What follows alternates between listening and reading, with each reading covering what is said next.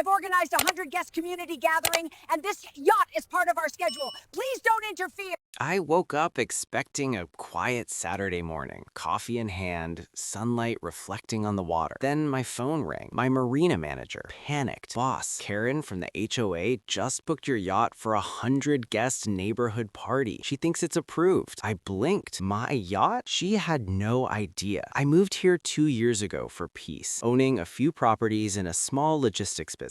Weekends were my sanctuary. But Karen, the HOA president, made her presence known from day one, clipboard in hand, fake smile plastered on her face. Welcome. Just a reminder about our strict standards, she said, eyeing my modern siding like it offended her personally. I nodded, smiled, and tried to ignore it. Living under an HOA, I knew peace was always temporary. A few days later, my marina manager, Tony, called again. Boss, she's serious. Karen reserved the yacht for Saturday. Says it's a community event. 100 guests. I laughed, almost spilling my coffee. She treated my private yacht like a public benchback. But instead of panicking, I decided to let her ego set the stage. Karen thrived on attention, loved being in control, and this was her chance to shine. Little did she know, I had full control. By Saturday, her big plans would collide with reality, and she wouldn't know what hit her. Saturday arrived. Karen strutted onto the marina, wide-brimmed hat, oversized sunglasses, clipboard in hand, ready to command. She assigned neighbors roles, parking, drinks, even security, pointing at me. Everyone gushed over her organization, snapping photos, impressed by her connections. I sipped coffee from a distance, pretending to be just another guest. The irony? She had no idea who really owned the yacht, the marina, or the dock. Her confidence made the perfect stage for what was coming next. Finally, the moment came. I walked up casually, smiled, and said, "Everything going smoothly here?" Karen turned, clipboard trembling, and launched into a speech about her community event. I tilted my head. Reservation? Oh, you mean this yacht? I took a slow sip of lemonade. Technically, it's mine. Her eyes widened, face draining color. Tony held up the yacht registration and marina lease. My name, my company, everything. The crowd froze, whispers spreading. But the real kicker? I reached into my pocket, pulled out her lease agreement, and added, "Oh, and by the way, you're also renting one of my properties." Karen went silent, clipboard dropping, completely speechless. Karen slumped into a chair, defeated, while neighbors watched in stunned silence. The yacht party turned into a casual dock picnic under my direction, laughter filling the air. From that day on, she stopped policing me, or anyone else's property. As I sipped my drink, I smiled. Quiet people sometimes hold all the power, and Karen had just learned the hard way. Never underestimate who really owns the board.